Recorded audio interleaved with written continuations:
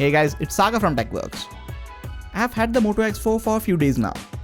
In that time, I took a lot of images with it. And now, I have enough of them to put this video together. Moto has been doing great things with the cameras on their budget smartphones. So I was really excited to check out how do these dual cameras perform. But before we get to that, make sure to hit the subscribe button so you don't miss out on any of the amazing videos coming up on this channel. We have got a different set of dual cameras on the Moto X4 than what we saw on the Moto G5s Plus. Now we have one 12 megapixel camera with f2.2 aperture and a normal field of view. And the second camera has an 8 megapixel sensor and an ultra-wide lens with a 120-degree field of view. LG has been using these lenses in some of their recent smartphones, but I never got a chance to test it out myself. This is the first time that I used a camera with an ultra-wide lens, and I really like the kind of images that you can take with it. At the front, you get a 16 megapixel camera with f2.2 aperture and a dedicated front-facing flash. The camera still sticks out of the back, but I really like the way camera modules on recent Moto devices look. They stick out of the back in a similar circular module, but each one is different and it feels like they have a personality of their own. I also love the signature Moto gesture of just twisting the phone to get to the camera app. Interface of the camera app is mostly similar to other Motorola smartphones, with the exception of a new on-screen button to switch to that ultra-wide lens. You have the normal photo mode, professional mode with manual controls over various settings, face filters, depth enable mode, which is just another name for portrait mode, panorama mode, and a spot color mode, which lets you tap on a particular color on the frame and turns everything other than that color to black and white. And before anyone asks in the comment section, there is no noticeable lag on this phone while taking images with depth effect. Now let's take a look at the images and videos that I took with this phone.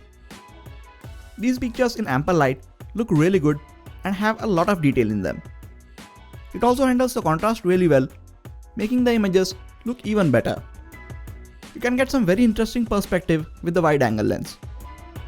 While this lens might not be as detailed and sharp as the main shooter, it makes up for it by letting you capture some really impressive ultra-wide angle shots.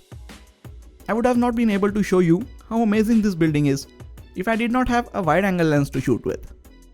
Just like with the smartphones having telephoto lenses, I won't be using this lens every single time. But it's good to know that you have this option when you are in a small place and you need to get more things in the shot. In this respect, I think this wide lens is more useful than a telephoto lens. The main camera captures very good dynamic range, and turning on HDR mode gives you even better results. Just look at how much of the details we got back by shooting in HDR mode. You get good results even when you leave the camera on auto HDR mode, which is what I did with all of these shots. Now here's a quick test of the focusing speed of this camera. While it is good at focusing on near and far objects, it just doesn't feel that the dual pixel autofocus is working at its best. Despite of that, actual close-up shots turned out very good. Colors are accurately represented, details are good, and the background is very well blurred out. We also have the depth mode, and you can adjust the amount of blur even after you have clicked the image. It is not perfect and struggles with the edges most of the times. But if you are careful and take your time with the shots, results can be very impressive even in lower lighting conditions. You also get the spot color mode.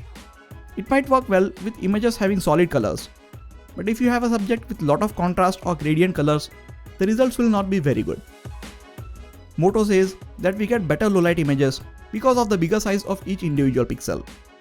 But honestly, I did not find it to make a huge difference. These images are not at all bad, but they are still not as sharp and detailed as we see from other smartphone cameras. That being said, these images are definitely a bit better than the images from the Moto G5s Plus. Here is a small tip. When taking close-up shots in low light, switch to the portrait mode.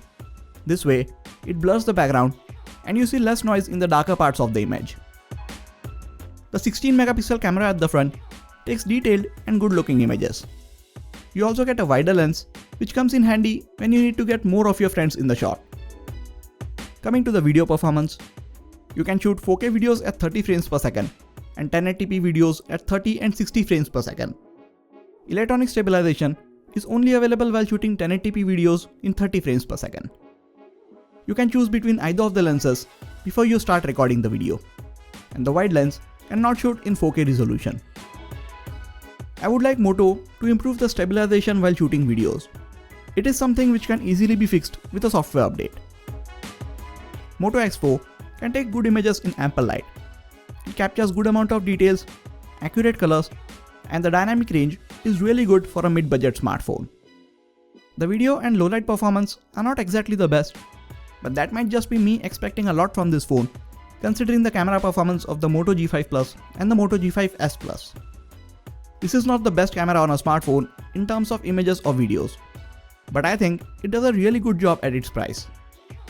There wasn't really a good camera phone around the price of 21 to 23,000, and the Moto X4 is here to fill that void. It not only has a good set of cameras for the price, but it also performs really well at day-to-day tasks. Plus, it looks stunning in my opinion. I will be comparing its camera with the Moto G5s Plus, OnePlus 5T and the iPhone 8 Plus in the coming days. So make sure you have turned on the notifications for this channel so you don't miss those videos. That is it for this video guys. Please hit the like button if you enjoyed this video and subscribe to the channel for more quality tech videos like this. You can also check out some of the other videos from this channel. This has been Sagar and I'll catch you guys in the next video. Take care.